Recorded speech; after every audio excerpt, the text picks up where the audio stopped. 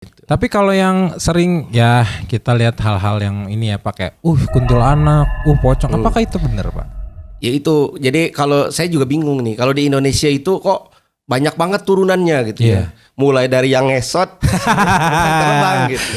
Kayaknya ini ya Pak Mubalik ini lebih lucu dari saya. Gimana kalau Pak Mubalik narasumbernya saya host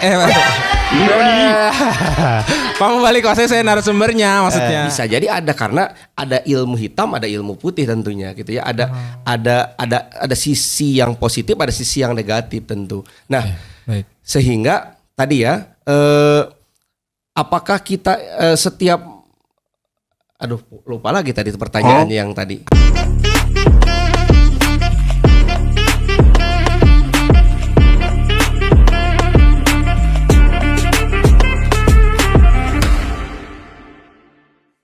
Assalamualaikum warahmatullahi wabarakatuh. Waalaikumsalam warahmatullahi wabarakatuh. Solim. Masya Allah. Oke, sebelum saya mulai, saya punya pantun. Ketemu Akbar makan soto babat. Makan soto babat di warung Bang Salim. Apa kabar sobat muslim? Ya, tahu lah. Itu capek mikir tadi 2 menit. 2 menit tuh. Itu mikirnya 2 menit. Itu mikirnya 2 menit, guys. Oke, balik lagi bersama saya Yogi Arida yang akan memandu acara Solim di episode keberapa ini sekarang, guys? Kesekian ya? Ke 100 enggak lah. Oke, malam ini kita akan membahas bukan malam ini. Ini udah karena taping ya. Oke, ini sore ini kita akan membahas tentang horor. Ya, gimana dong horor gitu. Coba dong horor. Horor ini emang sedikit agak tabu ya untuk remaja-remaja zaman sekarang. Ada yang percaya, ada juga yang nggak percaya. Tapi memang percaya nggak percaya, lebih percaya kalau ya tadinya mau bercanda, tapi takut garing nggak jadilah. Baik, langsung aja di sini narasumber yang gimana ya, sudah disebut nggak asing, memang udah nggak asing nih, terkenal sekali di Sindang Barang. sudah kita undang beberapa kali dan bayarannya gratis sih. Gratis. Baik, apa kabar Pak Dian? Apa kabar Pak Dian? Alhamdulillah. Nggak jawab hai lagi tadi. Kalau horor hai. Iya. Gimana Pak, sehat? Alhamdulillah sehat. Sehat, alhamdulillah ya. Gini Pak. Jadi di bulan Ramadan ini gimana? Kita tuh harus niat apa enggak sih sebenarnya? Oh, itu segmen yang tadi ya. Oh, ini masih segmen yang tadi. Oke, maaf Pak. Karena ini tapping kan ya. Kita anggap bercanda aja lah Pak. Jadi masuk ke ini sekarang temanya sebenarnya tema horor Pak. Dimana anak-anak muda zaman sekarang ini ada banyak yang percaya hal-hal yang seperti itu tuh ada. Ya, ada juga yang memang ya untuk generasi Gen Z sih saya pikir tidak terlalu percaya akan hal itu. Tapi ada aja sih yang memang agak sedikit, mungkin lebih ke yang bukan horor sih, lebih ke kayak orang-orang pinter gitu ya, dukun seperti ramalan, zodiak kan gitu, sama-sama aja Pak sebenarnya. Nah, dari Bapak sebenarnya tanggapan Bapak mengenai hal-hal yang seperti itu tuh gimana sih Pak? Ya horor ya. Horor itu sesuatu yang menakutkan ya. Tapi kalau di anak-anak zaman sekarang mungkin justru setannya yang takut gitu. Kenapa Pak? Dijadikan konten masalahnya. Oh iya. Dikejar-kejar. Bapak kok lebih lucu dari saya? Apa Bapak yang mau jadi hostnya? Oke, benar-benar ya. Dijadiin konten, betul sih, betul. Tapi gini Pak, yang saya mau tanya. Jin itu kan ada ya Pak? Benar ada ya? Ada. Ya. Nah, kalau jin itu ada, maksudnya gini.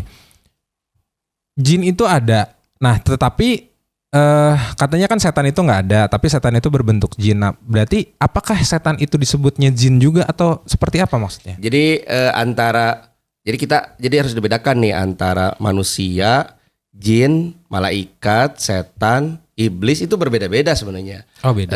Artinya itu ada yang sifat ya, ada yang berupa panggilan terhadap sesuatu yang buruk gitu ya. Oke. Nah, kalau jin sendiri, kalau di dalam Al-Qur'an disebutkan katanya jin itu tercipta dari sesuatu yang panas gitu, atau disimpulkan dari api lah diciptakannya gitu.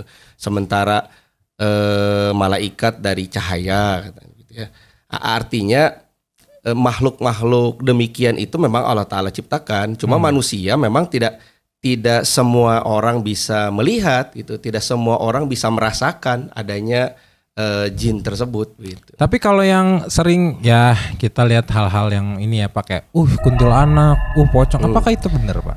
Ya itu, jadi kalau saya juga bingung nih, kalau di Indonesia itu kok banyak banget turunannya gitu ya. Mulai dari yang ngesot terbang gitu. Kayaknya ini ya Pak Mubalik ini lebih lucu dari saya. Gimana kalau Pak Mubalik narasumbernya saya host Pak Mubalik kalau saya narasumbernya maksudnya. Oke, terus Pak? Ya. Jadi itu semua sebenarnya mah apa ya, kayak semacam gambaran aja, gambaran manusianya itu sendiri sih sebenarnya gitu ya. Jadi halusinasi gitu, halusinasi saja gitu. Jadi kalau secara alam antara kita dengan alam mereka tidak bisa bersatu, tidak bisa mendekat.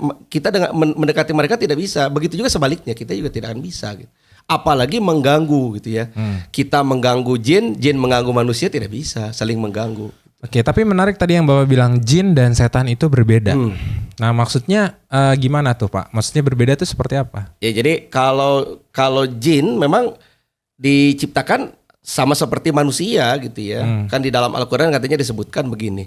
Aku tidaklah menciptakan jin dan manusia selain untuk menjadi penyembah Allah Ta'ala gitu ya. Menjadi hamba Allah Ta'ala. Nah, sementara setan diciptakan untuk Bapak setannya kok ke saya sih? Untuk menggoda.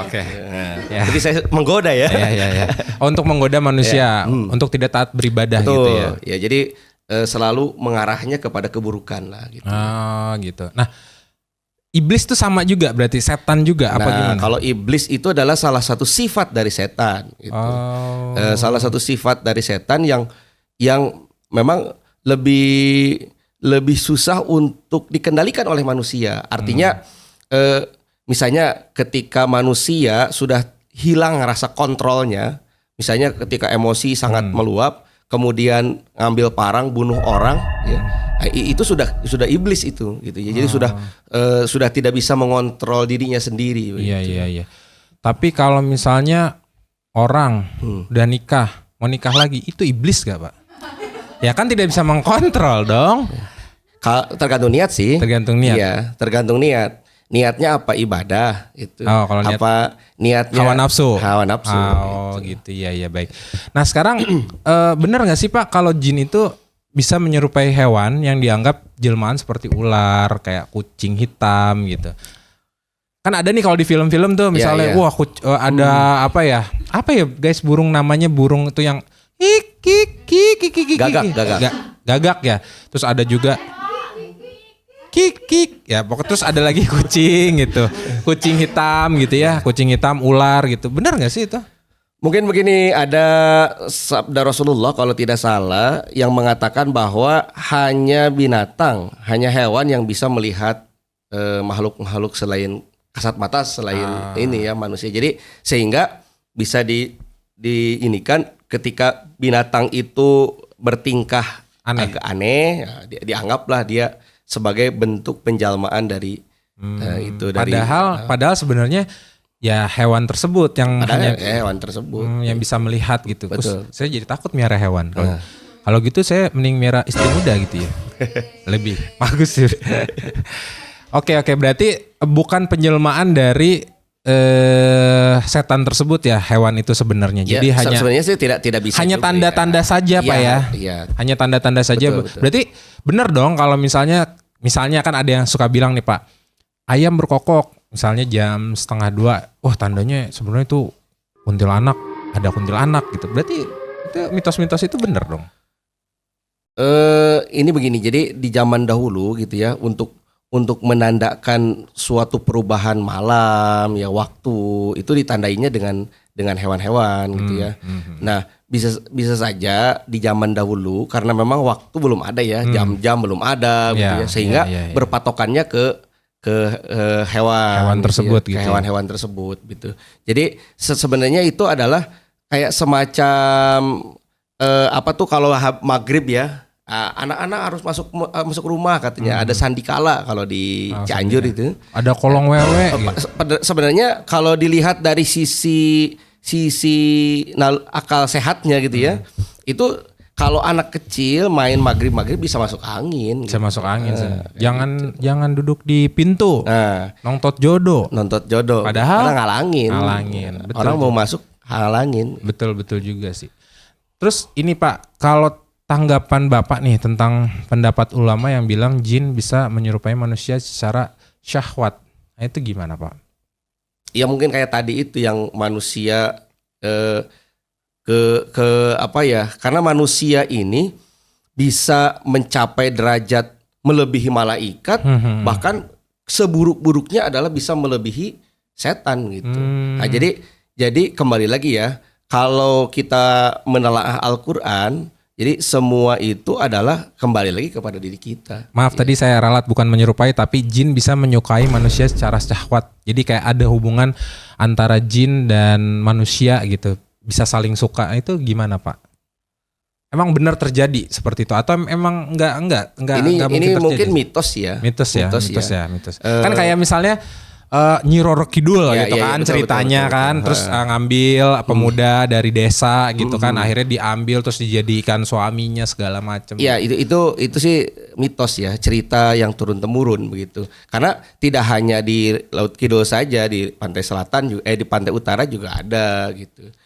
Di selat Merak juga ada, di Selat Bali juga ada gitu. Jadi artinya itu kisah-kisah turun temurun lah gitu. Turun temurun dan maksudnya itu juga sebenarnya tidak terjadi gitu Pak. Iya. Tidak terjadi. Oke, baik.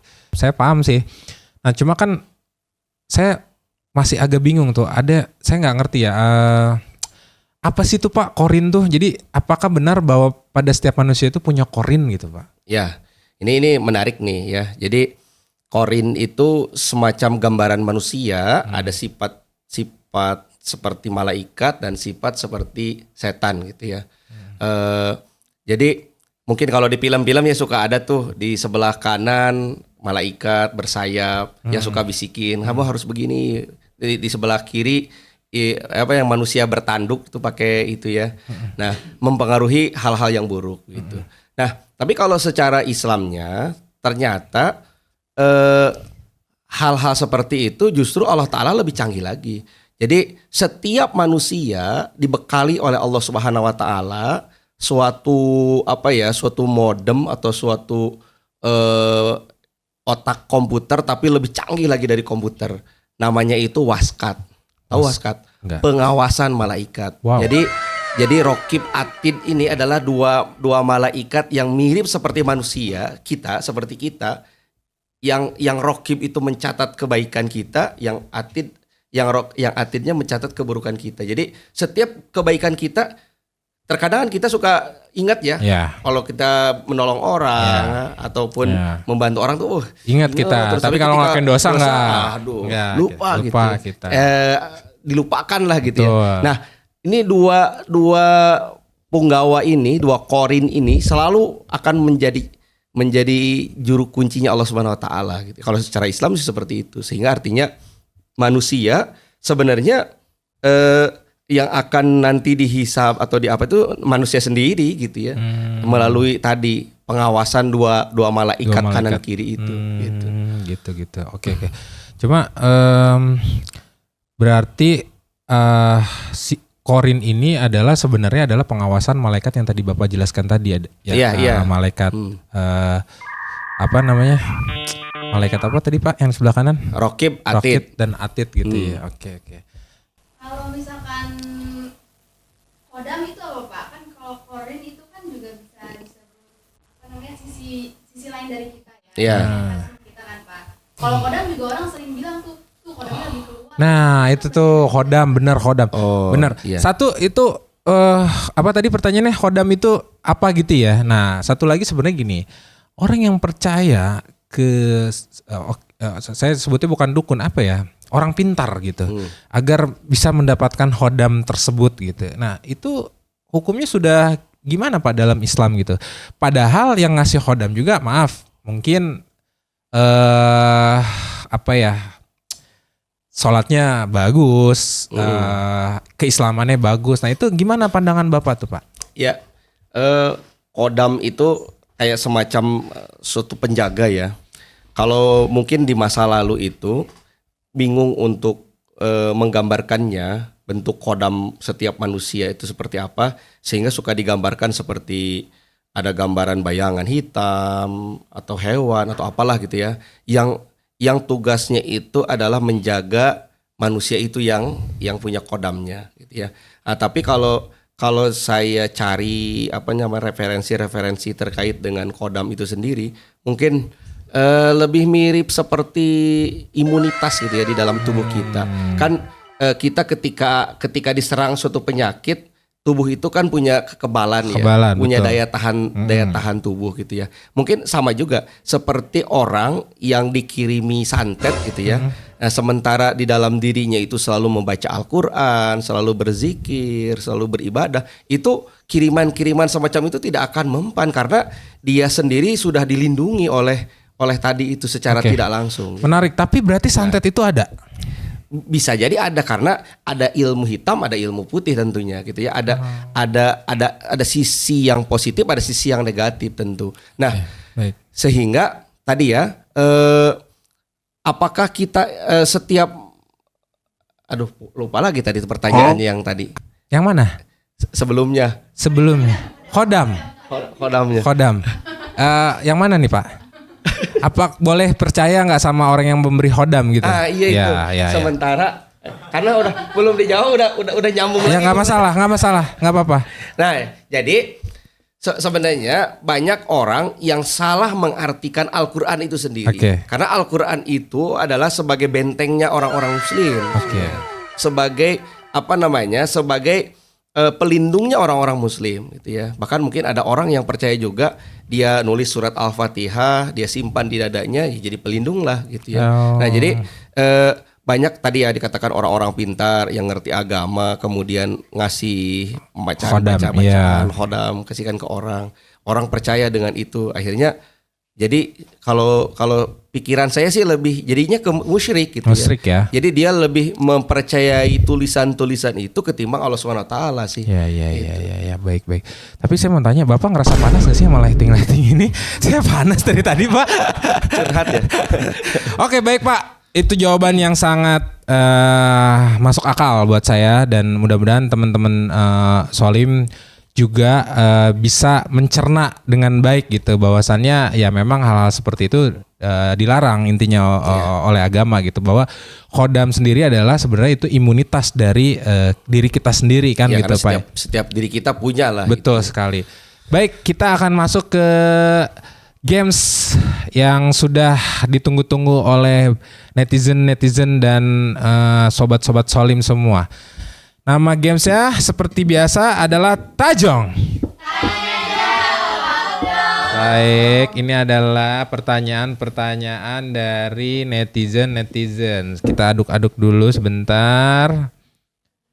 Aduh, saya haus dulu nih, haus bener ini. Belum buka ya guys? Berapa menit? Bentar lagi, oke. Ini Pak, sabar. Memang sebagai manusia itu harus sabar Pak. Kalau nggak sabar tuh bahaya Pak. Ya, ada pertanyaan dari netizen. Oke, Pak Mubalik, bolehkah percaya cerita alam barzah dari orang yang mengalami mati suri? Bukan timun suri ya Pak, mati suri. Ya kan Pak. Kita harus meyakini ya alam barzah itu atau alam sesudah kematian. Karena di dalam Al-Qur'an kan disebutkan sumayihina sumayumituna ya. Jadi artinya kita ini dalam keadaan tidak bernyawa kemudian dihidupkan oleh Allah Ta'ala, dilahirkan ke dunia, dimatikan. Dimasukkan ke dalam alam, suatu wadah penantian gitu. Alam barzah itu kan alam penantian, penunggu. penungguan ya. Jadi ketika misalnya tadi kan ada orang yang sudah ngalamin gitu ya, mungkin bukan ngalamin akhirnya dia mati kemudian bangkit lagi, bukan seperti itu. Oh, bukan ya. seperti itu. Jadi ternyata salah ya yang kayak apa pernyataan yang seperti itu Iya, salah untuk iya. mati suri. Jadi Iya. bukan yang mati terus bangkit lagi, bukan seperti itu. Ya jadi gini, kalau misalnya mati suri itu kan suatu pengalaman di mana orang itu dalam keadaan koma, Betul? kemudian si jiwanya itu melakukan suatu perjalanan secara rohani, terus Betul. balik lagi ke dalam dirinya gitu ya. Oke. Nah, ada juga orang yang secara jasadnya tertidur, tapi secara rohaninya dia melakukan suatu perjalanan, itu kasyaf gitu ya. Nah, ketika dia misalnya ke tempat taruhlah alam barzah gitu ya, kemudian dia kembali lagi, dia bercerita, kalau orang yang menceritakannya itu jujur, amanah gitu ya, dan banyak orang mengatakan dia sebagai anak yang soleh atau apa, maka kita Harus percaya. wajib mempercayai gitu. Kira-kira kalau saya mati suri dan saya cerita, percaya nggak? Misalnya saya lihat nih, wih, surga cakep banget loh. Surga cakep, banyak bidadarinya. Percaya nggak? Percaya lah, orang surga banyak bidadarinya. Gimana? Di Al-Quran juga ada kok. Surga banyak bidadarinya. Bener nggak Pak? Bener dong, harus percaya. Enggak sih. Ya itu masalahnya. Itu nggak percaya kalau saya, enggak deng. Saya mau bilang nggak percaya kalau saya masuk surga. Saya percaya masuk surga. Saya percaya. Oke, baik ternyata jadi tergantung orang yang bercerita pengalaman tersebut Iya. gitu ya. Baik Pak. Oke, cukup sekian dulu Pak Ya, episode siap. horor kita Pak. Dan ini sangat berarti buat sobat-sobat Solim karena banyak banget pertanyaan yang masuk Pak. Untuk pertanyaan-pertanyaan tadi Pak, Korin, terus jin itu ada apa enggak gitu. Karena kan hal-hal seperti itu sebenarnya pertanyaan-pertanyaan yang ya receh tapi memang sering ada gitu di ruang lingkup masyarakat kita gitu, khususnya di ya anak-anak muda atau ibu-ibu kolot zaman dulu kan ada gitu. Baik. Oke, sebelum saya tutup, jangan lupa juga nih Sobat Solim untuk melihat buku yang berjudul Keberkatan, doa yang ditulis oleh Mirza Ghulam Ahmad. Isinya itu menjelaskan tentang pembuktian bagaimana doa itu bukan hanya sekedar ibadah ritual semata, tetapi sebuah sarana berkomunikasi dengan Tuhan yang mana akan ada yang namanya pengabulan, dan setelah melalui harapan dan ucapan yang disampaikan dengan kerendahan hati serta keikhlasan hatinya. Kalau mau baca lebih lanjutnya ada di link di bawah ini. Oke, di bawah ini. Jangan lupa juga ya likes, komen, subscribe. Ada juga kita itu Instagramnya, boleh di follow di akun apa? Ahmadiyah.id. Ada di sini ya. Oh, pindah, ada di sini. Ada di sini. Oke. Baik, itu editing yang kerja ya. Oke. Baik Pak Mubalik, terima kasih sekali atas wejangan-wejangan sebelum berbuka puasa ini. Mudah-mudahan apa yang tadi disampaikan itu menjadi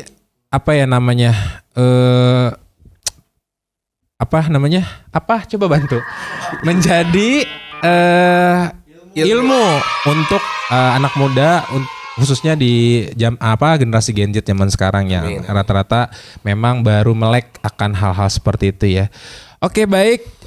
Nanti kita ketemu lagi Sobat Solim di episode selanjutnya. Jadi jangan kemana-mana, stay tune terus. Kita ada setiap hari sampai bulan Ramadan, dan nanti di akhir episode kita ada tamu spesial ya. Nah, jadi stay tune terus. Jangan lupa juga non stay tune terus sih. Oke, Solim. Masya Allah. Oke, terima kasih. Assalamualaikum warahmatullahi wabarakatuh. Nguci lupa. Solim. Masya Allah, bye-bye.